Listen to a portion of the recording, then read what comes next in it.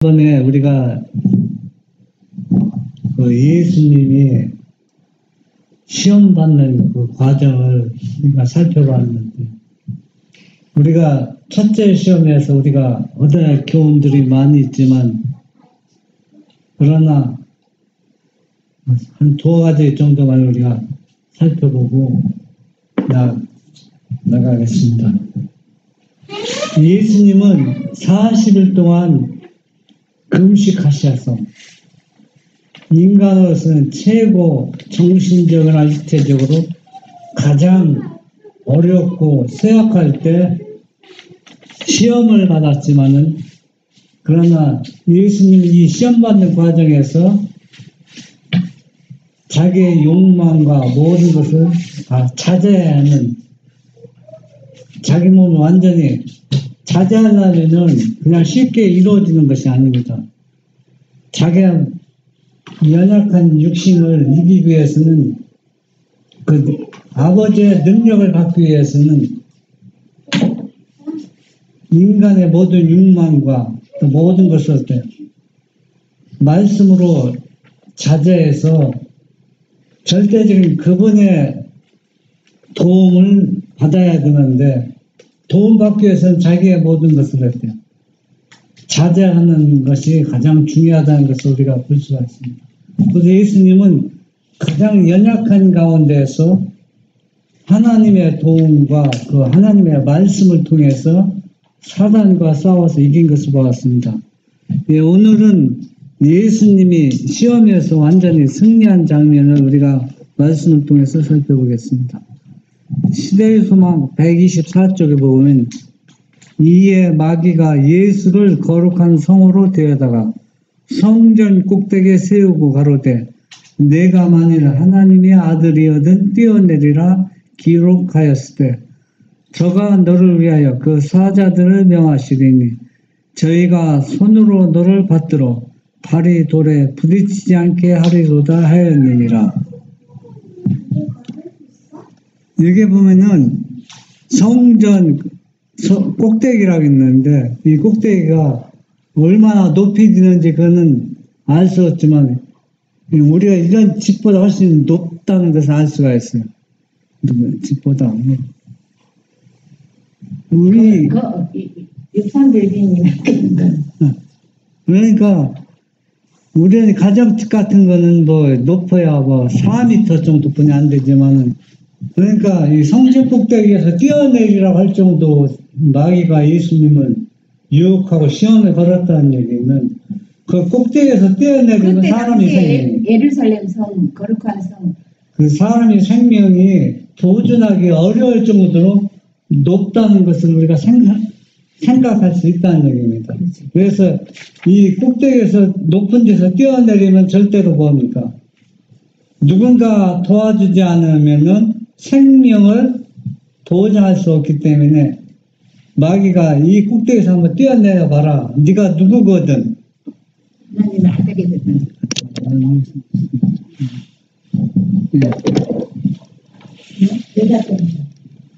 하나님의, 우리는 하나님의 말씀을 보지만은 왜 마귀는 자꾸 하나님이 아들이라고 자꾸 얘기했는가, 그게 매우 중요하거든요. 그리고 우리 하나님이 믿는 사람들이 생각하는 건 뭐냐면, 아들 개념하고 아버지 개념하고 뭐 특별한 개념 없이 우리가 이야기할 수가 있거든요. 그러니까 하나님이 인간이 되신 거고 하나님의 아들이 인간 된 거고 뭐 차이점이 있느냐. 그러면 우리 은별 엄마는 그 차이점 얘기하면 뭐라고 해서 얘기할 수 있을 것 같아요. 그냥 그러니까 하나님이 인성을 쓰신 거고 하나님의 아들이 인성을 쓰신 거고, 그 차이점이 뭐가 이렇게 중요하냐, 뭐가 다르냐, 그 설명하라면. 아들을 보냈다 그러지 않고 하나님이 내가 내려왔다고 성경을 다시 써야 되겠다. 아니, 성경을 다시 쓴다고 또 왜 그렇대요? 자꾸 계속 마귀는 하나님이 아들이라는 것에 불만을 품고 있다는 얘기야. 자기가 계속 불만을. 자기가 여기 살아가기 전에 하나님의 아들이 하고 하나님하고 얼마나 밀접하게 하나님인가를 알기 때문에 이제 그 하나님 아들 자리를 없애려고. 네, 우리가 이걸 생각해야 되거든요. 왜냐하면은 하나님이 아들하고 하나님하고 똑같이 전능하신 분이고 똑같은 능력이 존재하는데 분명히 차이점이 크게 있거든요. 어떤 차이점이냐면은 하나님이 딱 인간이 되었다. 그러면은 뭐냐면은 저 사람은 능력이 꽤 있는 사람인데 참 감탄할 일이다. 이렇게 하나님이 능력 있는 분이 하나의 가장 연약하고 쓸모없는 인간으로 내가 참 희생했다. 그렇게 감탄할 수 있어요. 그런데 아들은 물론 아들도 그게 똑같은 입장이지만 아들은 절대적인 게 뭐냐 하면은 아들은 사랑이라는 게 엄청난 사랑으로 감싸고 있다는 얘기거든. 사랑. 그리고 절대적인 하나님의 아들이 인성을 쓰신 거고 절대적인 하나님 인성을 쓰신 거고는 차이점이 뭐냐면은 하나님이 인성을 쓰셨다는 얘기는 쉽게 따지면은 그것을 우러러보고 존경할 수 있는 대상이 없다는 얘기야. 왜 없다는 얘기냐면은 저 사람은 참 의협심이 많다. 감탄은 줄 수 있지만은 거기에서 어떤 사랑이라는 것을 찾아보기 힘들다는 얘기거든. 그런데 아들이라는 얘기는 아버지와 아들 사랑 관계를 우주민들이 다 알고 있다는 얘기거든. 절대적이라는 걸. 그러니까 아들을 희생시키고 아들이 뭐 있다는 얘기는 그냥 하나님이 희생보다는 엄청나게 차이가 있다는 얘기거든. 왜냐하면은 하나님을 그냥 희생한 거는 의협심이 많다고 느끼지만 그러나 하나님의 아들이 희생했다는 얘기는 거기 뭐가 포함합니다. 한 가정의 사랑과 행복이 모든 것이 담겨있는 그것은 포기하고 내려놓았다는 얘기거든. 그러니까 이 마귀는 자꾸 하나님의 아들의 절대적인 불만을 품고 있는 거야. 이 존재를 분리시키지 않으면 자기의 일은 이룰 수가 없다는 거예요. 그냥.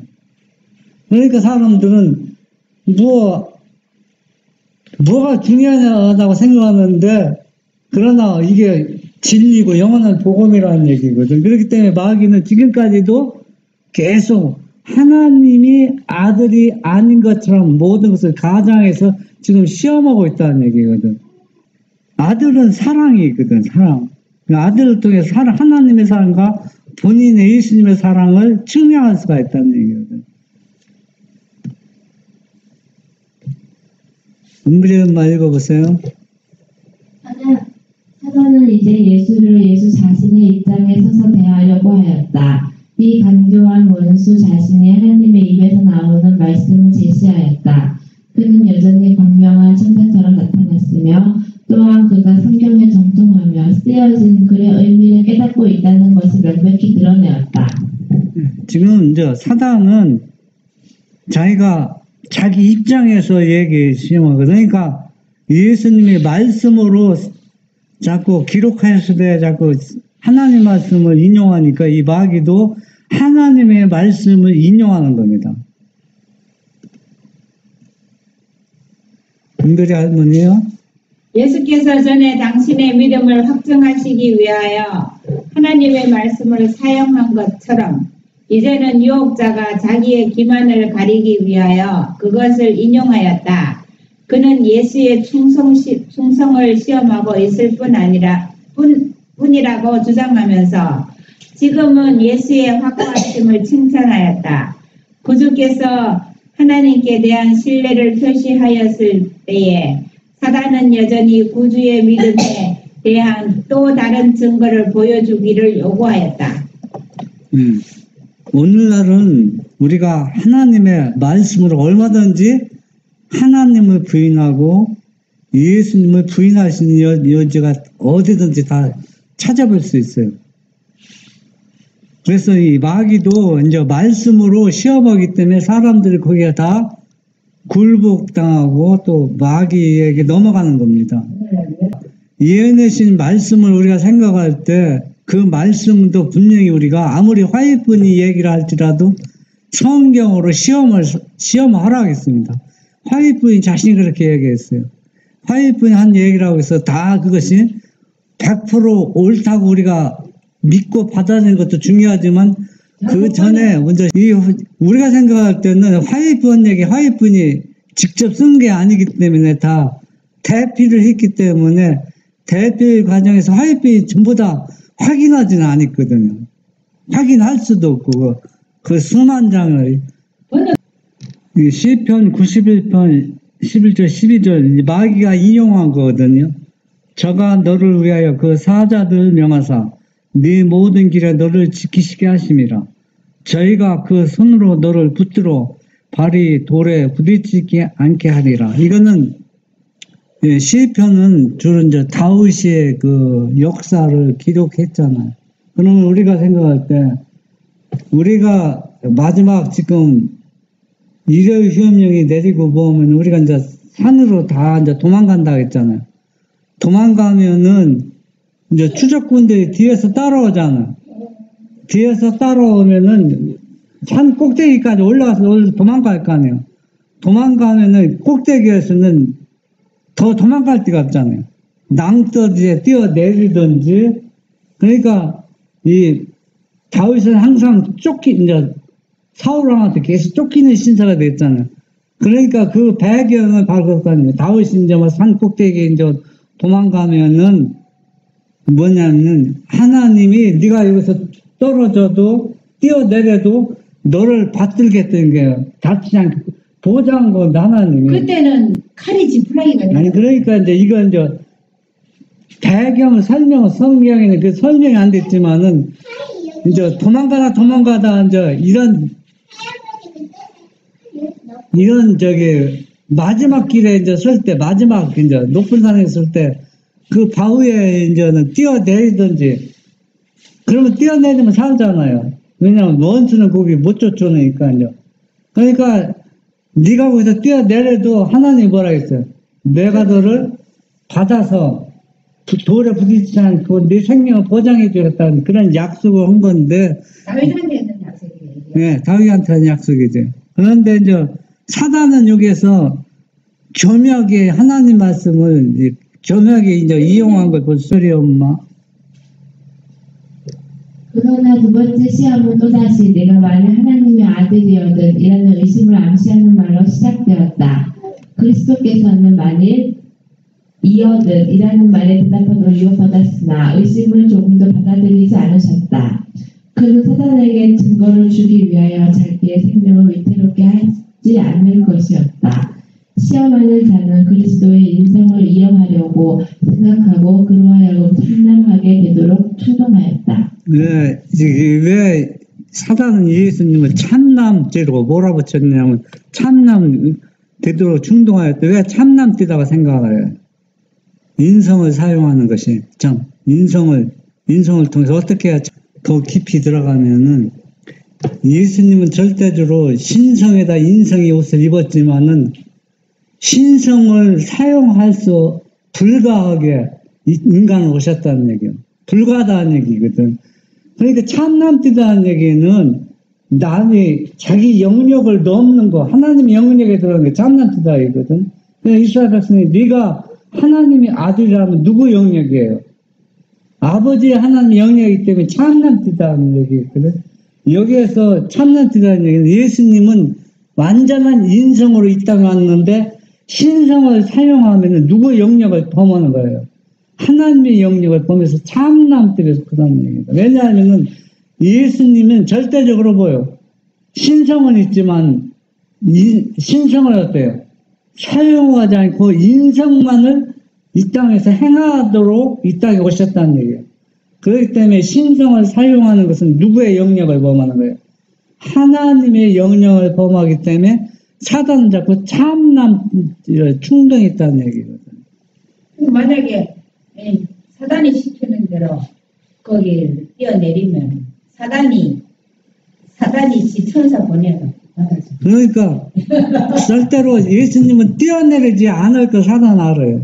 뛰어내리지 않지만 뭐는 사용할 수 있다는 거예요. 신성을 사용해서 자기를 방어할 수 있다는 거예요. 뭐 신성을 사용한다고 해서 크게 뭐 흠잡을 것처럼 보이잖아요. 잠깐 뭐. 예? 그런데 사단은 그걸 자꾸 뭐냐면은 충동주의에서 신성을 사용해서 참남죄를 범하게 유혹하는 거예요. 하나님을 의심하는 거. 여기 보면은 우리 은별이 할머니요. 그러나 사단은 유혹은 할 수 있으나 죄를 짓도록 강요할 수는 없다. 그는 예수를 밀쳐 떨어뜨릴 수 없음을 알고 예수께 뛰어내리라고 말했는데 이는 하나님께서 개입하시어 예수를 구원하실 것이기 때문이다.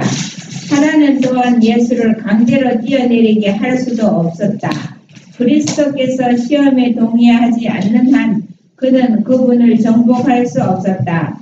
이 세상이나 지옥의 모든 권세라도 그리스도를 조금이라도 하나님의 뜻에서 떠나게 할 수 없었다. 시험은 사단이 줄 수 있지만은 그러나 억지로 유혹은 할 수 있지만 죄를 짓도록 강요는 할 수 없다 그랬어요.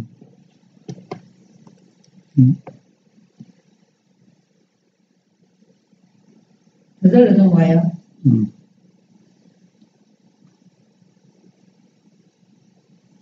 한 거는 그건 아직 아니지.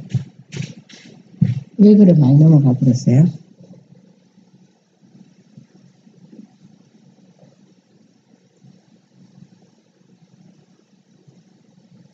그거 아까 강요할 수는 없다. 그거 이거 아니잖아. 이거야?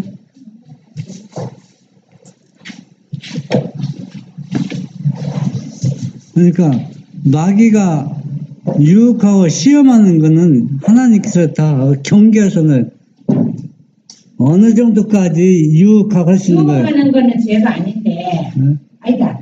유혹을 당하는 거는 죄가 아닌데, 유혹에 넘어가는 거는 죄지. 내가 동의를 하는 거. 그러니까 이 마귀가 예수님을 성례포도에서 떨어뜨릴 수 있거든요. 밀어서. 그런데 하나님께서는 허락하지 않는다는 얘기거든. 그러니까 허락하지 않는다는 얘기거든. 그러니까 결국은 뭐냐면 아무리 모욕해도 사람 마음을 어때요? 자기 마음대로 주관할 수 있는 권리는 하나님께서 주지 않았다는 얘기거든. 그 사람이 허락해야 그것도 들어갈 수 있다는 얘기. 그러니까 결국은 본인이 자제하고 절제하면은 절대 시험에 굴복당할 수 있지 않다는 얘기지. 그러면 하와를 갖다가 마귀가 아담을 갖다가 체면을 걸어갖고 넘어가게 했는 거, 체면 걸었는 거는 그거 강제적이잖아. 치매 거는 것도 예수님은 치매는 안 걸렸잖아. 똑같은 일 치매 걸었지만 그러니까 치매 거는 것도 그 자기가 그 의지에 굴복해야 치매이 걸리는 것이지 치매는 그냥 아무나 거는 거 아니에요. 자기가 치매에 걸 수 있는 무엇을 제공했기 때문에 치매에 걸린다는 얘기거든요. 그 능력이 많은 강한 어떤 세력이 그렇게 하면은 그거는 아무리 강하더라도 왜냐하면은 이제 그 다음에 이제 나올 것입니다. 이제 이 세상이나 지옥의 모든 권세라도 그리스도를 조금이라도 하나님의 뜻에서 떠나게 할 수 없다. 방법은 없어요. 본인이 허락하지 않아야 하면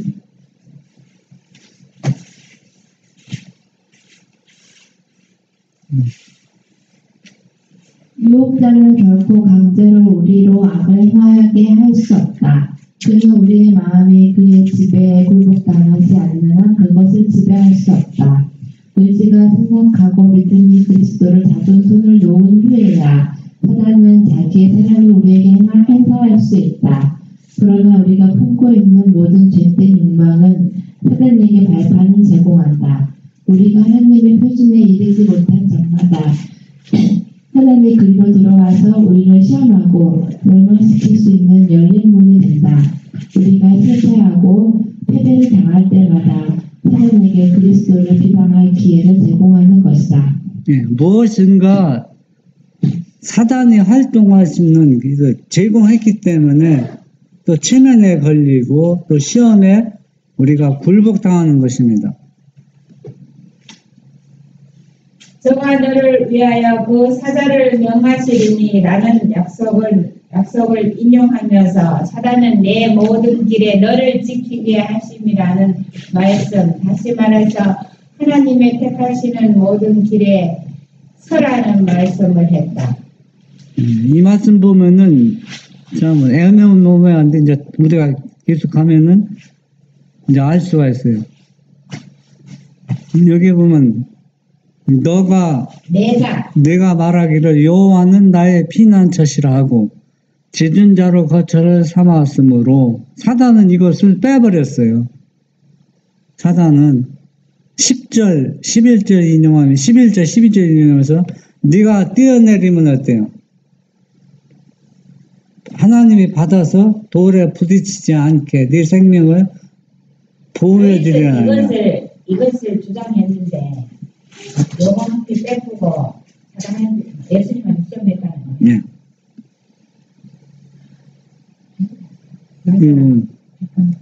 저가 너를 위하여 그 사자들을 명하시리니 라는 약속을 인용하면서 사단은 이 모든 길에 너를 지키게 하심이라는 말씀, 다시 말해서 하나님이 택하시는 모든 길에 서라는 말씀을 생략했다. 그러면 우리가 성경을 한번 찾아봐요. 성경 시편을 찾아보면은 91편 9절로부터 11절 이렇게 보면은 사단이 인용한 것은 11절과 12절 인용했고 또 사단이 생략한 것은 9절과 10절을 생략해 버렸어요. 그러니까 우리가 보호받을 수 있는 것은 우리가 하나님의 피난처는 하나님께 피하고 그분은 어때요? 전폭적으로 신뢰하는 가운데 우리가 보호를 받았을 때 그걸 떠나면은 보호의 대상이 안 된다는 얘기거든요. 그러니까 사단은 무조건 아무 데서나도 어떻게 하든 간에 하나님이 너를 보호하겠다는 겁니다. 말씀에 가까이 인용하면서도 하나님을 의뢰하고 신뢰하는 그걸 빼고 말씀을 가지고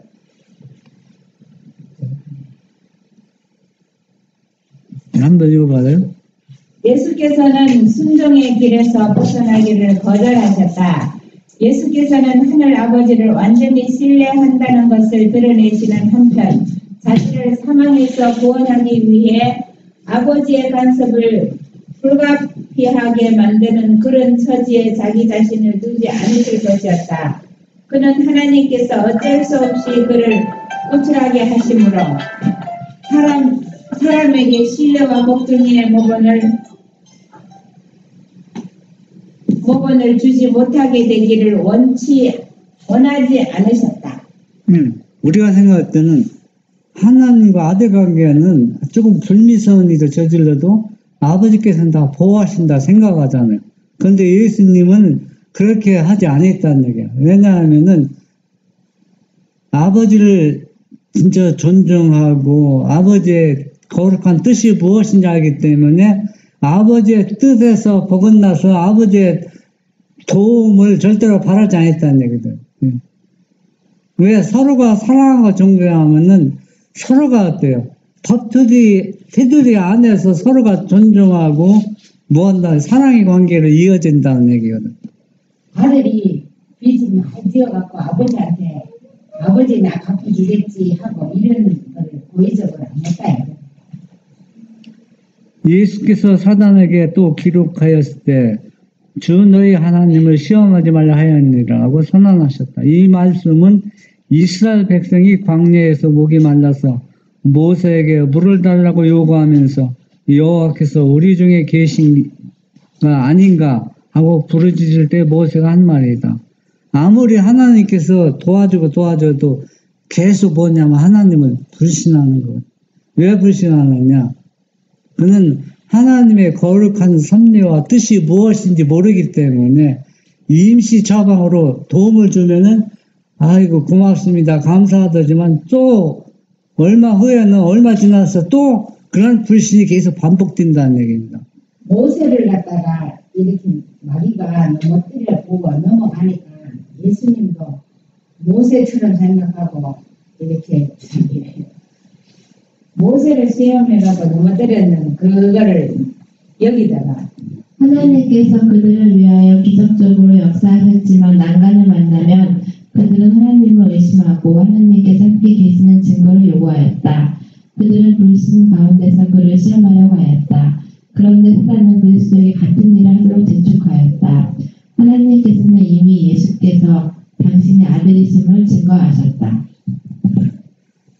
이미 하나님의 사랑을 삶 속에서 체험하지 않으면은 아무리 하나님의 도움을 받아도 계속 불신하게 되고 불만이 트게 됩니다. 왜냐하면 그분의 사랑을 전해드려야 돼요. 삶 속에서 체험하지 못했기 때문에 그렇습니다. 지금에 와서 그가 하나님의 아들이라는 증거를 보여달라고 하나님께 요구하는 것은 하나님의 말씀을 시험하는 것, 곧 하나님을 시험하는 것이 되는 것이다. 그리고 하나님께서 약속하지 않으신 것을 요구하는 일도 역시 같은 일일 것이다. 그렇게 하는 일은 불신을 나타내고 하나님을 진실로 시험하는 것이 된다. 우리는 하나님께서 당신의 말씀을 성취시키는지의 여부를 입증하기 위해서가 아니라 그가 그 말씀을 성취시킬 것이기 때문에 간구해야 한다.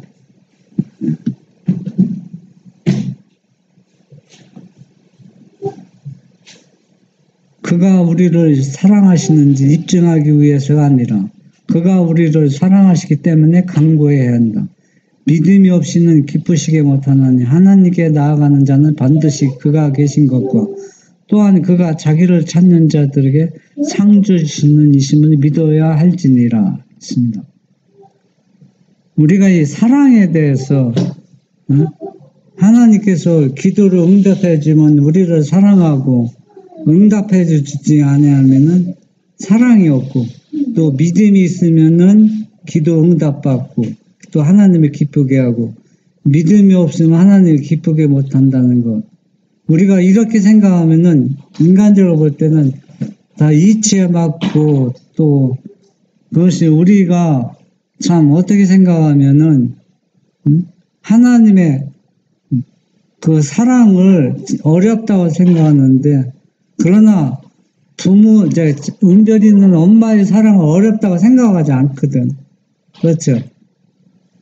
다 왜냐하면 엄마의 마음을 삶 속에서 사랑을 받고 자라왔기 때문에 내가 어떻게 하는 것이 엄마의 사랑을 받고 또 어떻게 하는 것이 엄마를 슬퍼하는지 알기 때문에 어린아이도 아는데 또 우리들도 그런 것을 어때요? 말씀을 통해서 완전히 체험하도록 우리에게 은혜를 주시고 또 우리가 함께 하시는 그 경험 속에서 하는데 우리는 이 세상을 너무 사랑하기 때문에 하나님의 임시 처방으로 하나님의 사랑보다 이 세상에서 갖는 욕망을 채우기를 더 원하기 때문에 우리는 그 하나님의 뜻을 왜곡할 때가 많이 있다는 겁니다. 그러나 믿음은 조금 더 추측과 관련이 없다. 참된 믿음을 가진 자만이 추측하는 일에서 벗어날 수 있다. 추측은 사단의 모독한 믿음이기 때문이다. 믿음은 하나님의 약속을 주장하고 순종의 열매를 맺는다. 추측도 약속을 주장하지만 사단이 그리했듯이 범죄를 변명하기 위하여 이용한다. 믿음은 우리 인류의 시조로 하여금 하나님의 사랑을 신뢰하고 그의 명령들을 순종하도록 인도하였을 것이다. 이 추측과 믿음이 뭐 거의 비슷한 것 같지만은 차이점이 뭐냐? 차이점이 뭐라고 생각해? 추측과 믿음. 추측은 자기가 완전히 사랑으로 신뢰하는 그게 없고 아마 하나님이 내 이렇게 계명대 지키고 이렇게 하면 복 주실 거야. 내가 이게 하나님이 믿는 증거겠지 이렇게 하면 사랑하는 관계 신뢰하는 마음으로 완전히 그하면은 의심 자체가 안 생기고 이게 뭐 이걸 계명을 순종했다고 생각하지도 않고 사랑으로 자연적이 나오는 그거니까는 믿음과 추측은 같은 것 같지만 정반대. 이제 은별이 뭐 읽어보세요.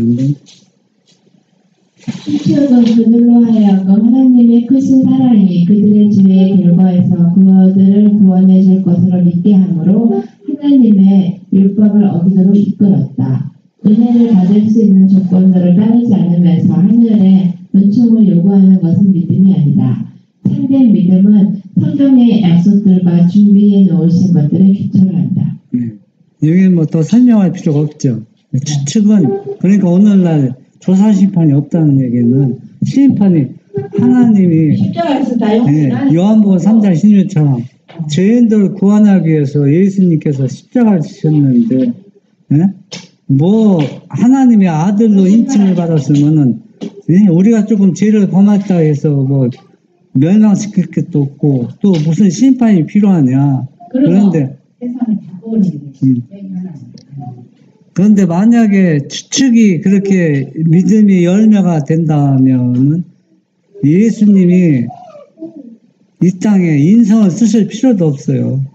그러니까 죄는 완전히 뭐냐 하나님과 아들을 분리시키는 거거든. 죄는 완전히.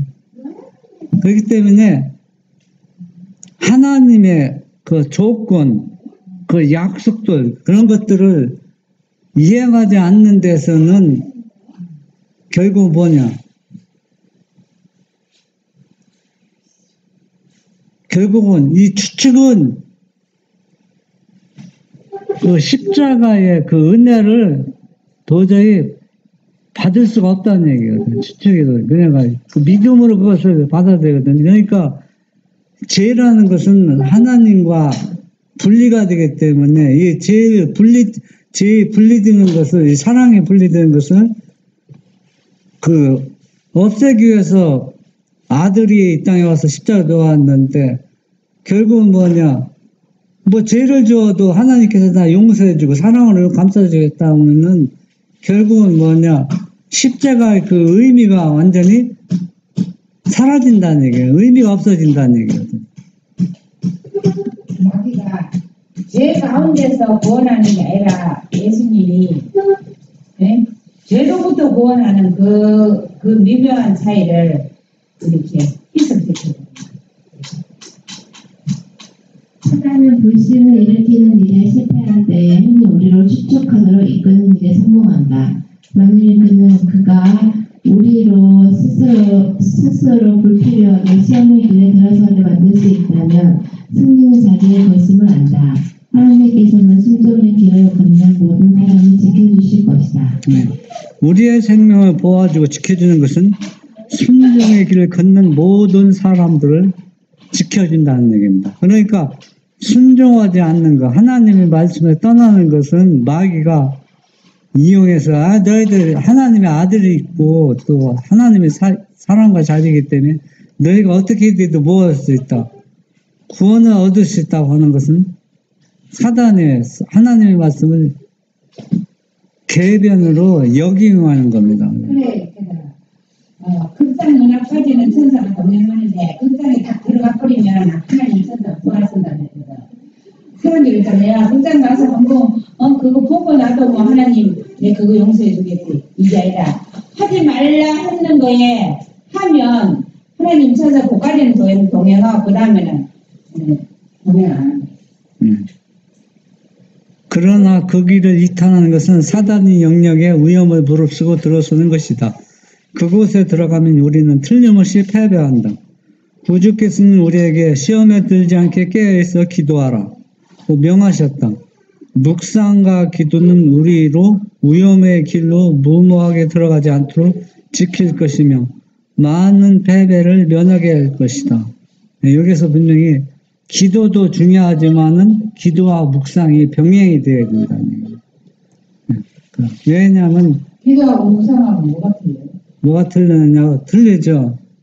기도는 자기가 일방적이잖아요. 뭐 하나님 말씀 기도한다고 하지만 생각할 여유가 없잖아. 자기가 하고 싶은 얘기지만 묵상은 생각하는 거거든요. 깊이. 하나님의 사랑에 대해 생각할 수도 있고 하나님의 섭리와 뜻을 생각할 수도 있고 생각해서 내 기도가 잘못되었는 것도 생각할 수도 있고 기도만 하고 나면은 자기가 하고 싶은 얘기 다 하거든. 묵상은 생각이고 기도는 말이네. 말과 생각과의 관계. 그러나 시험에 맹공격을 받을 때 우리는 용기를 잃어서는 안 된다. 견디기 어려운 상황에 처하게 되면 때때로 우리는 하나님의 영이 과연 우리를 인도해 오셨는지 의심한다. 그러나 예수를 광야로 인도하여 사단에게 시험을 받게 하신 것은 곧 성령의 인도하심에 의한 것이었다. 하나님께서 우리를 시련에 들어가게 하실 때 그는 우리의 유익을 위하여 이루실 목적을 갖고 계신다. 예수께서는 자발적으로 시험에 들어가심으로써 하나님의 약속을 앞뒤 생각 없이 믿거나 시험이 닥쳐왔을 때 낙심에 빠지지도 않으셨다. 40일 동안 기도를 생각을 묵상을 하셔서 이 모든 상황 판단을 어떻게 해야 될지를 다 아십니다. 우리도 그렇게 해야 한다. 오직 하나님은 믿고자 너희가 감당하지 못한 시험 당함을 허락지 아니하시고 시험 당할 즈음에 또한 피할 길을 너희로 등이 감당하게 하시느니라. 하나님께서는 감사로 하나님께 제사를 드리며 지극히 높으신 나에게 내 서원을 갚으며 환난 날에 나를 부르라. 내가 너를 건지리니 내가 나를 영화롭게 하리로다. 꼭 말씀하신다. 사람은 다 시험을 당하지만은 그러나 시험은 다 예수님을 거쳐야 우리가 시험 당하거든. 그러니까 그 얘기는 바로 뭐냐?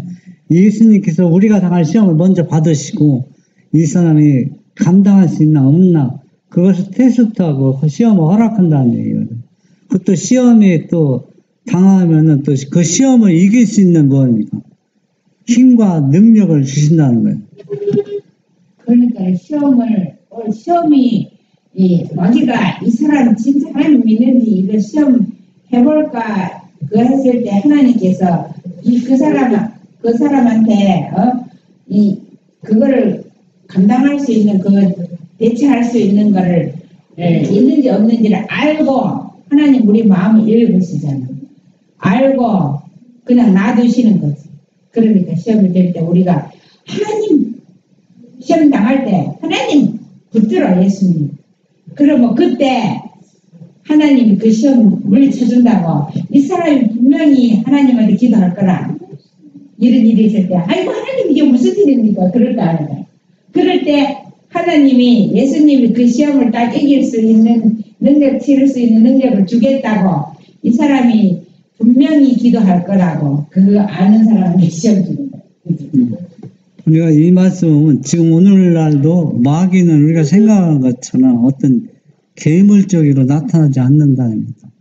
그 예수님은 광명의 천사로 나타나는 것처럼 오늘날 또 말씀으로 마귀는 우리에게 시험을 걸어온 겁니다. 말씀이 이렇게 됐는데 그 말씀을 보면 분명히 하나님께서 주신 말씀이지만은 그러나 그것은 어때요?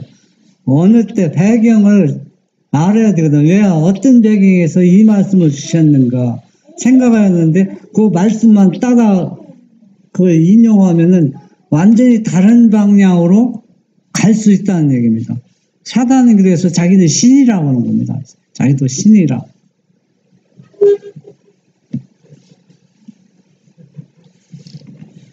은별이 엄마 읽어봐요. 하늘을 보는 새로운 시각, 그들을 위하여 기도하는 크신 한 친구가 하늘에 있다는 것을 제자들이 알았으니 그것이 얼마나 큰 기쁨의 근원이 되었는가.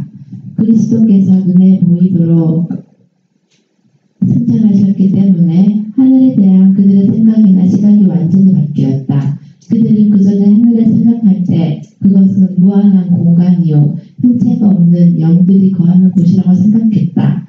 이제 하늘은 이 세상의 어떤 것보다도 그들이 더 사랑하고 존경하는 예수님과 관련이 되어 있는 곳이었다. 이게 매우 중요하거든요. 왜 중요하냐면 하늘 생각하면은 우리가 상상이 되잖아. 그게 진짜 우리가 우리 인간처럼 사람처럼 이렇게 사는 것인가? 뭐 영들이 왔다 갔다 하고 뭐 그렇지 않은가? 그 상상 과학이거든. 그 성경이 상상 공학이 돼 버리는 거야. 그런데 예수님이 승천하실 때도 사람이 볼 수 있는 모습으로 승천했다는 얘기예요. 그러면 하늘을 생각할 때 누가 있다는 얘기예요? 자기들이 만져보고 같이 활동했던 예수님이 있다는 얘기예요. 그러면 성령을 받아도 어떤 하나님이 영이라고 생각하기보다 인성을 쓰셨던 그분의 존재를 생각한다는 얘기예요. 성령을 받아도 예수님 영을 받아도 그렇기 때문에 사랑의 교류가 된다는 얘기거든. 그런데 우리가 생각할 때 사랑의 교류가 없는 다른 하나님이 딱 내 마음에 역사하면은 이분이 뭐 어떤 분인지요 전혀 알지 못하잖아. 네? 이분이 어떤 존재인지, 나를 사랑하는지, 나에게 무엇을 줬는지 능력은 이제 아무것도 모른다는 얘기예요. 그러니까 결국 뭐냐면 능력을 받아도 내가 그분을 불신하고 배반하게 된다는 얘기예요.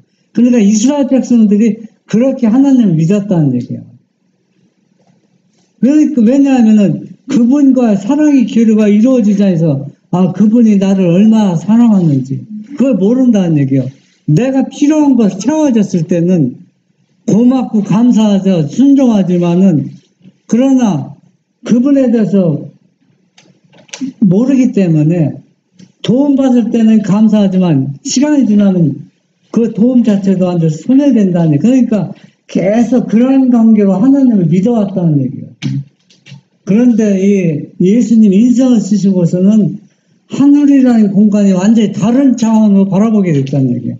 영들이 역사하는 것이 아니라 능력이 역사하는 것이 아니라 이 땅에 오셔서 죽은 자를 살리시고 부활시켜서 살리게 하시고 또 불치병을 낫게 하시고 문둥병을 치료하시고 또 제자들과 같이 생선을 고기를 식사하시던 모습 또 이제 그런 모습들이 왜냐하면은 생선이라는 얘기는 그 당시는 뭐냐면 만찬이 생선 거기 이제 식사잖아요. 그런 것들이 예수님과 함께 그 식사를 생각하는 거거든. 그러니까 여기 이 성령이 왔다도 누구를 생각하는 겁니까? 예수님과 이 땅에서 지냈던 그 생활을 생각하는 거예요. 그러니까 사랑이 교류가 된다는 얘기. 제자들은 그때 확실히 느꼈으니까 확실히 다 아는데 세월이 많이 흘러가는 오늘날 사람들은 이상하게 오해를 해요.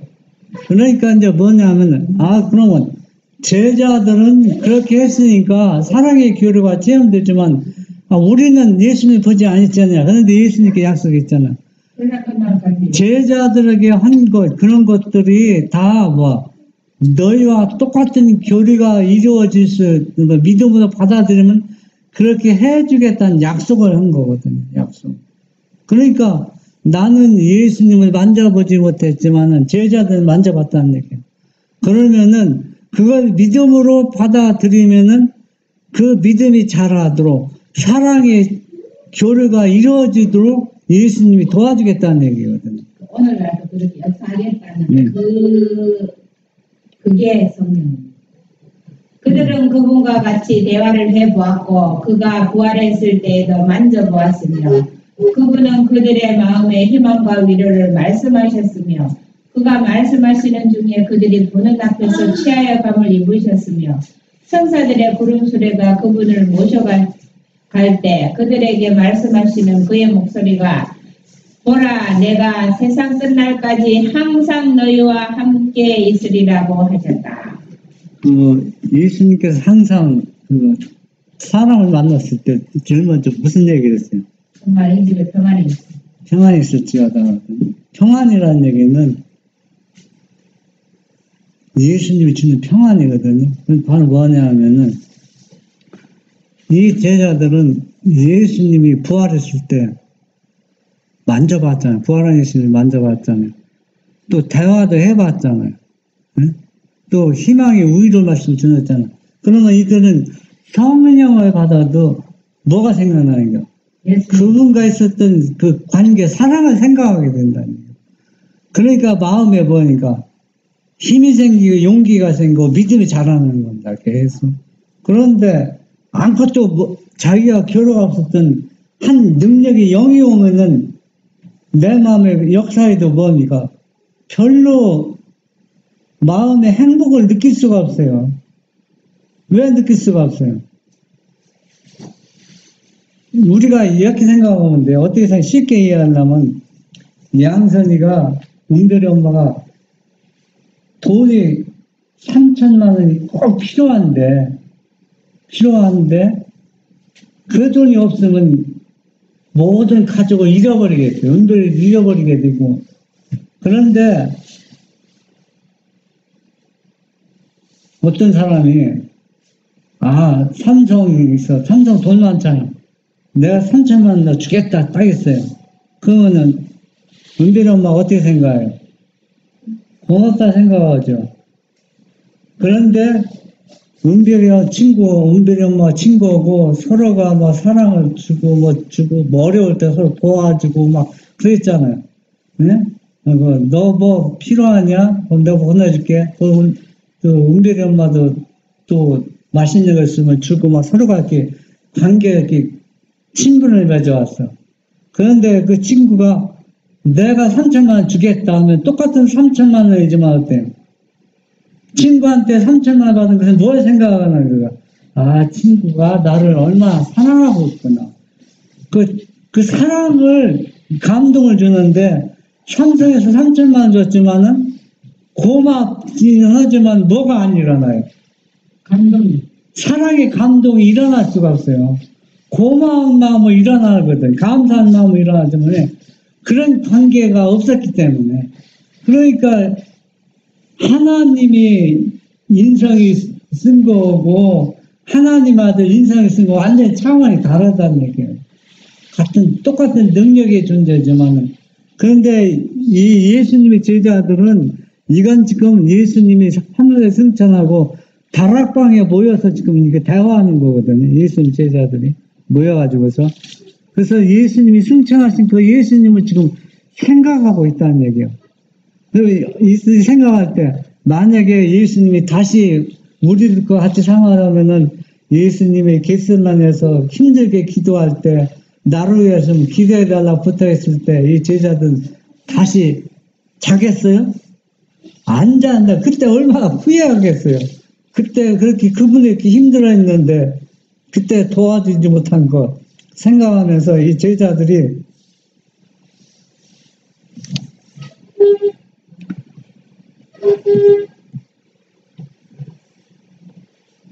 그래서 우리는 한번 읽어봐요. 그들에게 하늘은 더 이상 볼 수 없는 영들로 충만한 애매모호한 불가사의한 공간이 아니었다. 이제 그들은 하늘을 그들의 미래의 본향이 되는 곳으로 바라보았다. 그들의 구속주께서 거기에다 그들의 집을 준비하고 계신다. 그들은 기도에 새로운 관심을 갖게 되었는데 기도란 그들의 구주와 교제하는 것이기 때문이었다. 그들의 기도가 응답을 받는 것이라는 새롭고도 가슴 설레이는 감정과 굳은 확신을 가지고서 그들은 다락방에 함께 모여 그들의 강구를 올리고 구하라 그리하면 주실 것이니 이는 너희 기쁨이 충만하게 하려 함이라. 또 구주께서 약속하신 바를 붙들었다. 이 제자들은 다락방에서 예수님은 곁에 없지만은 곁에 있는 것처럼 3년 반 동안 예수님에게 얼마나 슬프게 된 거, 또 베드로 같은 사람은 절대로 배반하지 않겠다고 약속하고 배반했던 거, 그러한 것들을 생각하면서 얼마나 마음 아파하고 그래서 그렇지만 예수님은 내가 떠나지만 내가 너희들과 영원히 함께 하겠다는 그 약속을 믿고 그분만을 생각하면서 그분과 그 사랑했던 그런 관계를 계속 어때요? 생각하면서 지금 모여서 기도하고 찬양하고 있는 것입니다. 그랬을 때 성령을 내려. 한번 읽어봤어요? 그들은 예수의 이름으로 기도하였다. 그들은 전해야 할 복음을 갖고 있었다. 그것은 곧 인간의 모습으로 오신 슬픔의 사람 그리스도였으며. 예, 여기서 왜 인간의 모습으로 오신 슬픔의 사람 그리스도였을까요? 예수님은 낙천적인 사람이거든요.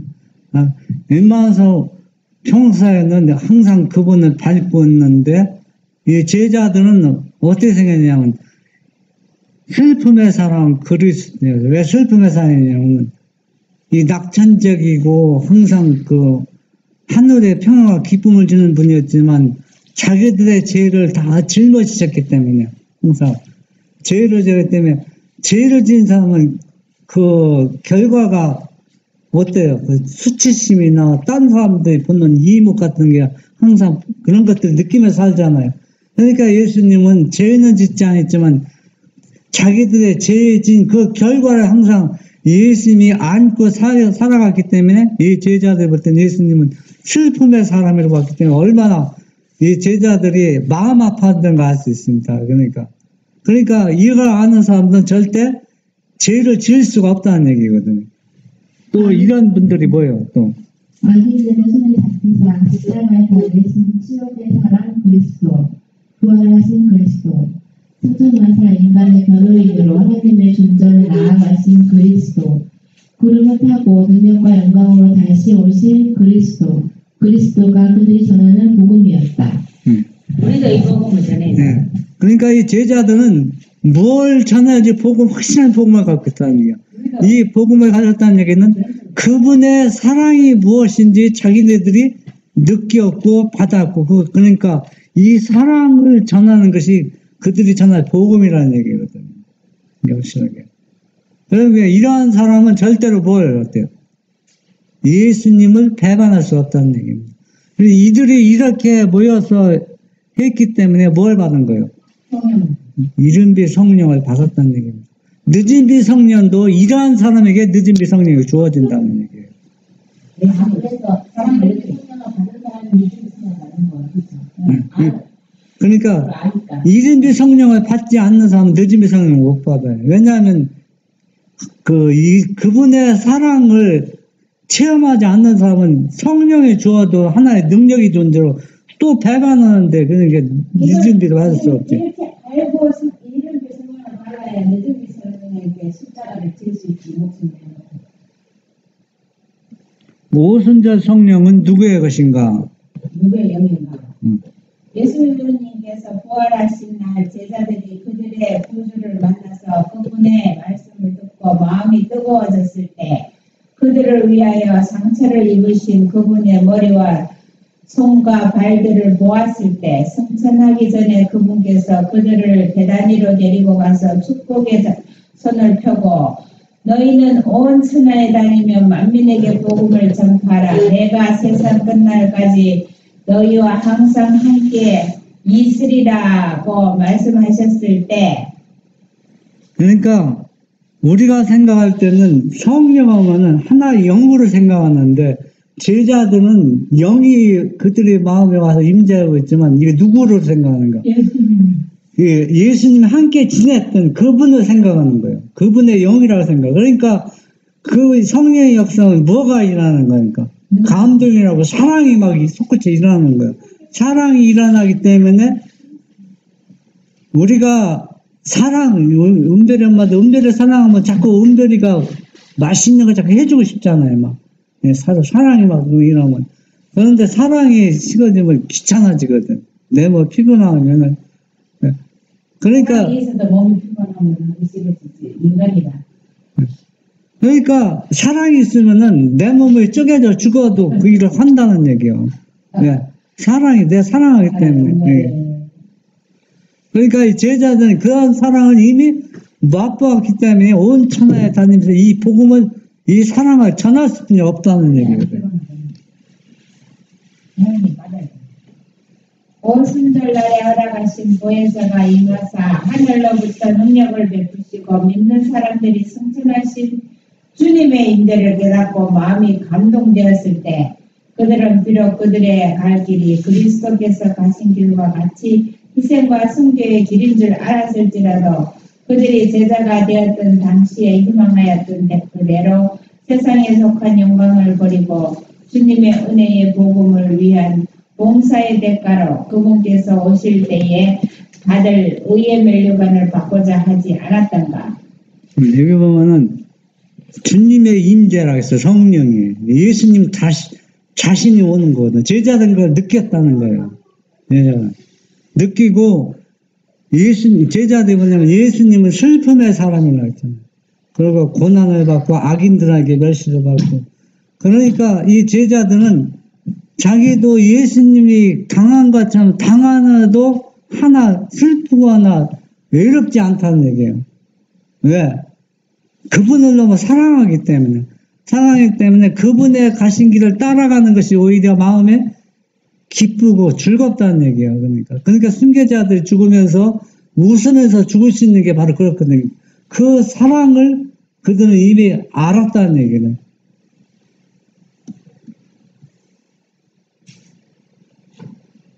우리의 온갖 구하는 것이나 생각하는 것에서 넘치도록 능히하실 주님께서는 저들로 당신의 고난에 참여하게 하시고 그분의 기쁨, 곧 많은 아들을 이끌어 영광에 들어가게 하는 기쁨, 영원한 영광에 주는 것, 말할 수 없는 기쁨을 함께 누리게 하신다.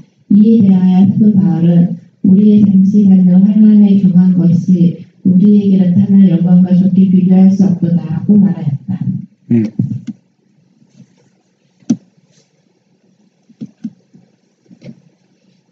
우리가 사도 바울은 이미 이것을 어때요? 터득한 사람이거든. 터득했다는 얘기거든.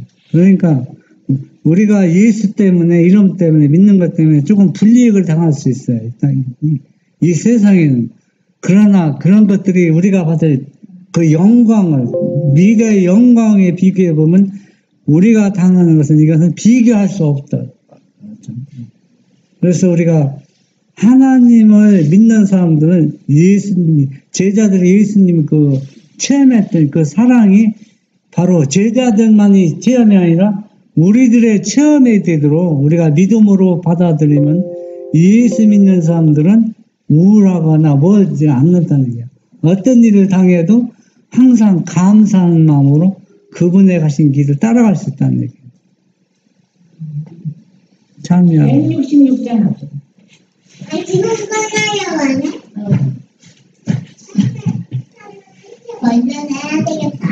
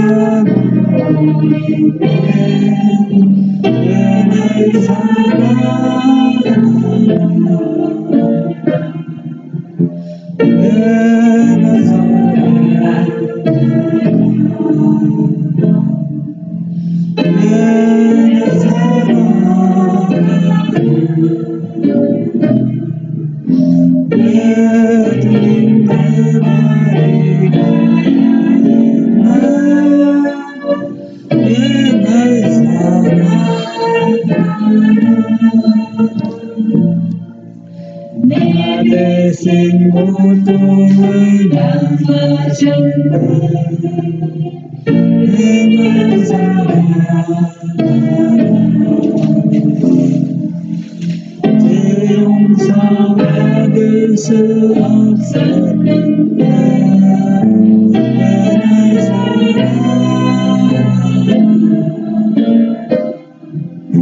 내 사랑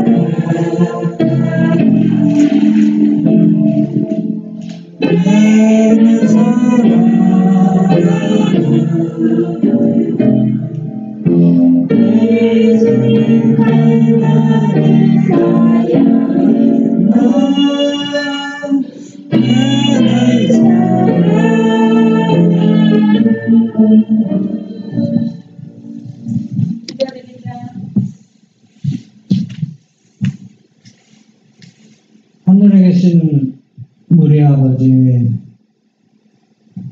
주님께서 부활하시고 하늘에 승천하면서 우리가 약속하신 내가 떠나지만 영원히 너희와 함께 하셨던 그 약속 우리가 믿음으로 받아들이고 제자들이 예수님의 영이 임재할 때마다 자기의 손으로 부활하신 예수님을 만져보고 또 예수님께서 의도하시던 그 사랑의 관계, 신뢰성을 항상 그들 삶 속에서 생각하면서 주님과 동행한 것처럼 이 동행이 제자들 동행이 아니라 은별이를 비롯해서 우리 사랑하는 가족들이 모두 제자들처럼 믿음으로 그 예수님을 우리가 마음에 받아들이고 그분의 사랑을 우리 삶 속에서 늘 체험하면서 살아갈 수 있도록 축복하여 주시옵소서. 예수님의 이름으로 기도합니다. 아멘.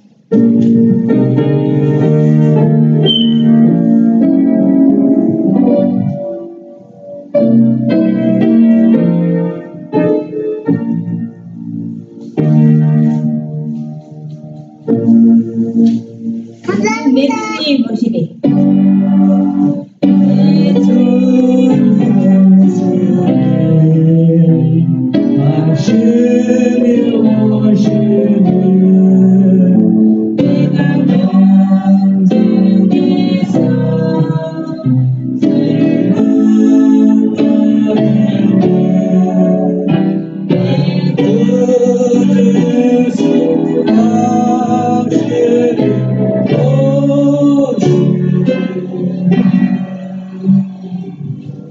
감사합니다.